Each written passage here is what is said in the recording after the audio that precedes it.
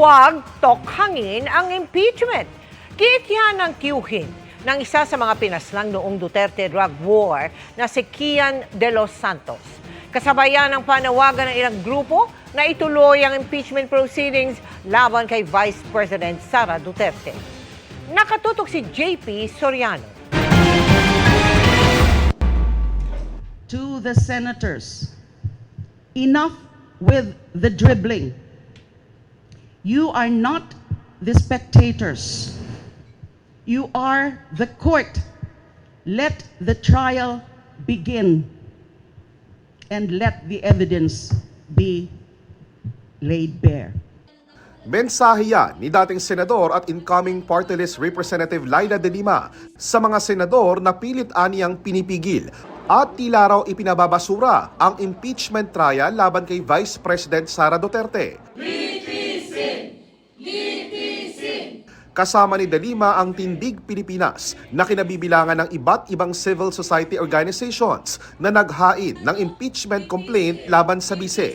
Bit-bit nila ang peach ribbons na nangangahulugan umano na ituloy ang impeachment proceedings sang-ayon na rin sa saligang batas. Ang mga pamilya ay natukhang. Sana ho ay wag naging tukhangin ang inihaing reklamo laban sa ating pangalawang Pangulo. Ayon kay De Lima na dati ring naging Justice Secretary, labag sa konstitusyon ang anumang panukala o hakbang para ipatigil o i-dismiss ang isang impeachment case na naakyat na sa Senado. Hindi rin ito batas na kapag matapos na yung 19th Congress ay kailangan i-refile sa 20th Congress.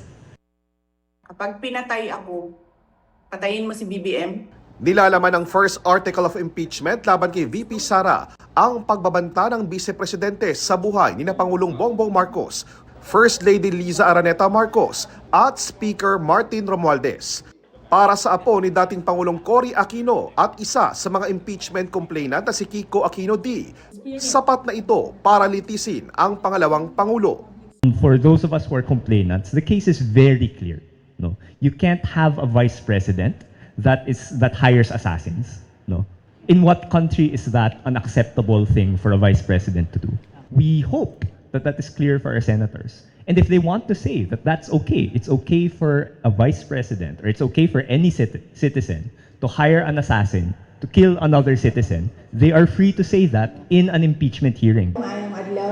Sinusubukan pa ng GMA Integrated News na makuha ang panig dito ng kampo ng Vice Presidente. Ayon sa Tindig Pilipinas, simula sa susunod na linggo, asahan na raw ang mga pagtitipon at pagmarcha ng grupo para kalampagin ang Senado na umpisahan na ang impeachment trial ni VP Sara.